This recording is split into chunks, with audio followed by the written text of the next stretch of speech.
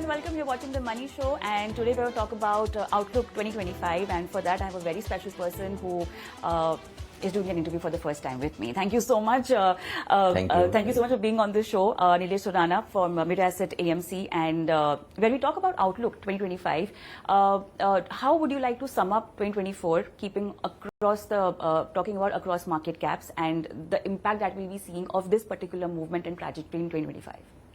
Yeah, so overall, see, not only 24, 23 and 24 has been pretty good for the markets. Only in 2024, we have seen very strong returns, particularly in small and mid caps, almost 30% index return. Large caps have given around 14-15% sort of returns. So I think that's a function of earnings growth and also very strong flows. That has also driven the returns. So it's been doing very well. Of course, that said, at a macro level, all of us know last couple of quarters GDP growth and thus the earnings growth have been a bit softer. But our view is that this slowdown is not driven by some structural factors. Sure. It's driven by what happened because of elections, weather, and combination of that both impacting government spending, which was very low in first 7 months. And then, of course, there was some monetary related issues in terms of tightening of liquidity, right, or regulator not being comfortable in certain cohorts and all. But I think all these factors which I mentioned, they would mean revert and they would sort of revive. Okay. And we'll see government spending, which was negative in the first 6-7 months. Yeah. YOY will sort of mean revert. Okay. And also rural spending would sort of pick up. That will pick up. Okay. So and then there are of course global noises because of what's happening. Yeah, on that. So that should be a concern for you. Yeah, no, these are factors which near term we need to see because there are certain elements which we have to just see how it pans out on tariffs, etc.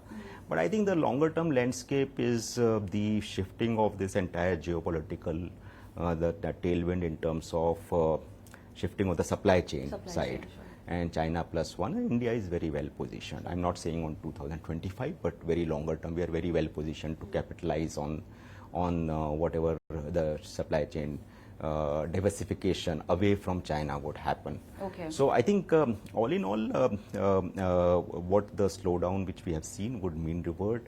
On valuations, I would say their markets are reasonable, maybe slight premium to and longer mid-cap, term. Small caps also? Yeah, I'll just come to that. But at a broader level, we are at 19-20 times, which is slightly at a premium. But I think premium is justified because of longer term growth of the country. Also justified because interest rate may slightly soften. And third, the beta has come down because of the flow of money. Right. And so all else being same, that is also sort of helping. To your question on small mid caps, of course, they have done very well in last 2 years. But I would not paint with the same brush that small and mid cap one should not happen because there are many businesses now, given the classification, which are not there in large cap, top 100. Right. They don't get space in top 100. Okay. And they are there. Some of them are not there even in mid-size, next 150 companies. Right. So if you want full representation of all the businesses, all the sectors, sub-sectors, various cohorts, then small mid cap should be a core portion from a 3, 5, 10-year lens. Of course, and the universe has expanded big time. It's literally doubled in last 4 or 5 years, both on mid and small caps or so. The reason of that is basically more IPOs, significant listing, also the shift from unorganized to organized is mostly in mid-sized businesses, and of course flow of funds. Right. So I think it's a long answer, but I think small and mid caps should be core portion. And even if the universe is large, if you have 20-30% stocks which are reasonable from a 3 to 5 year basis, they should have a decent composition because these may be sector leaders. They are termed as small and mid caps. Just to, 1 lakh crore is the cutoff of the largest mid cap. So it's become very large companies and they may be sector leader. They may be the only company in that space. Sure. So your sectors in 2025 that you are having in your fund house planning also? Yeah, the sectors, actually there are say 2-3 pockets where we are, the fund managers at our house are more positive. Okay. One is the BFSI space, large bank, large franchise, they are reasonable. And that pocket is sort of reasonable and it is, they have solid runway to sort of decent sort of growth. So that segment we clearly like.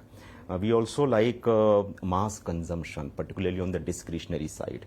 Of course, long-term story on discretionary is very positive because as per capita increases, people will not buy same staples also. They will migrate towards more discretionary item. Even in the near term, what we think is that post-COVID, we have seen a lot of headwinds for mass consumption, rural consumption, even in urban area, mass sort of area because of inflation, etc. That and what we used to hear about or read about this K-shaped recovery, that would mean revert. And we will see that will do well. And it's uske kafi, I mean, there are many sub-segments in that. Sure.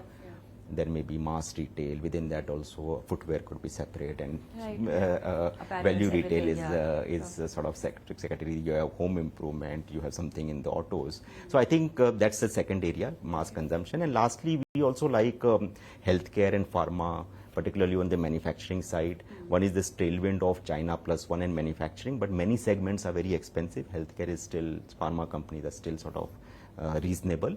And there is, again, for them also there is a tailwind of Biosecure Act, China plus one particular drug getting much bigger. So one should taper down their expectation for 25. Should we just take that as Absolutely. I think the message is that let's not look at last 2 years returns and raise the expectation. One should have moderate expectations in equities. Right now, it's 10-15% sort of return expectation. Keep 3 to 5 year time frame, which is always there, but more so now because markets are not very cheap, neither they are very expensive. And lastly, in that context, you should spread the investment, and the best way is SIP.